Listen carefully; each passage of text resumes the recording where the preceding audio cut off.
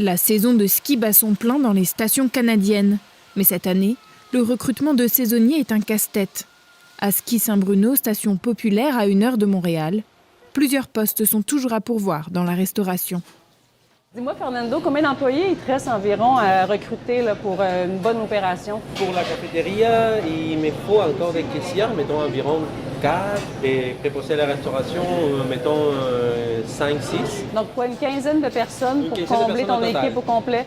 Opération séduction en place, désormais c'est l'employeur qui doit convaincre les futurs employés, souvent des jeunes de 15 à 18 ans. Je vais juste te montrer quelque chose, parce que tu as quand même des bels avantages quand tu travailles pour le Ski Saint-Bruno. Tu vas avoir aussi la location d'équipement gratuite dans ton cas. Si jamais tu as fait du ski, mais tu veux essayer du snowboard, c'est le moment. Par manque de personnel, l'unique bar de la station n'a pas pu ouvrir pendant tout le mois de décembre.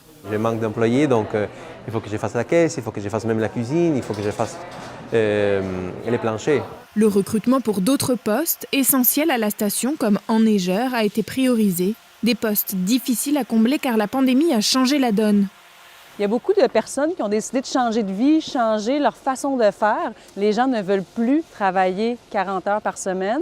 Ils nous donnent des 15, 20, 30 heures de disponibilité. Donc, dans le passé, par exemple, un préposé aux remontées mécaniques, aujourd'hui, ça nous en prend 2, 3 pour pouvoir faire le même travail. Tous les secteurs sont touchés par la pénurie de main-d'œuvre. Au Canada, plus de 912 000 postes sont vacants. C'est près de 2 fois plus qu'en 2019. Le Québec est la province la plus affectée. 64% des PME peinent à recruter. Elles doivent trouver de nouvelles façons d'attirer les candidats et surtout les garder. Tu travailles sur les sacs pour les nouveaux employés? Des sacs cadeaux de bienvenue pour les nouveaux salariés. Dès l'arrivée, l'employé va toujours avoir un effet wow. En fait, le but ultime, c'est vraiment de créer ce sentiment-là d'appartenance. Mais aussi 2 maisons mises à disposition gratuitement pour les stagiaires et à moindre coût pour les employés. Dévolution, entreprise en sécurité informatique, mise sur la qualité de vie au travail pour séduire les salariés. S'il n'y a pas de culture dans une entreprise, les gens ne sont pas attachés, donc ils deviennent plus volatiles à quitter l'organisation. Ça devient rapidement rentable d'investir ce 100 $ par mois par employé pour éviter justement l'effritement de la main-d'œuvre puis s'assurer qu'on garde les gens actifs dans l'entreprise puis heureux surtout. Autre secteur en crise, la santé.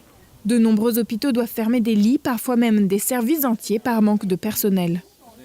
Vous avez un moniteur cardiaque, il devrait avoir ici un lit avec un patient couché, tout comme le lit voisin. Ou ici aussi, on devrait avoir un patient couché dans le lit par manque de main-d'œuvre. Malheureusement, on doit, si vous voulez, déplacer le personnel qui s'occupait de ces 2 lits-là ailleurs sur l'unité. Ça m'affecte parce que c'est pas comme ça que ça devrait fonctionner. Un problème de sous-effectif aggravé par la 5e vague Omicron. Ça va être encore très précaire de soir, c'est ça? Oui. On va être obligé de faire du temps supplémentaire? Oui, il faut solliciter des filles là, à rester. Si on manque de main-d'œuvre, on ne peut pas demain imprimer des infirmières puis fabriquer des préposés avec des Legos. C'est des choses qui doivent être mises en place sur des années. On a vu qu'il y avait un taux de retraite qui s'est accéléré versus le taux de formation. Donc, c'est des choses qu'on n'avait pas, si vous voulez, prévues jusqu'à un certain point. Mais c'est vrai que pour les gens sur le terrain, on a hâte de tourner la page.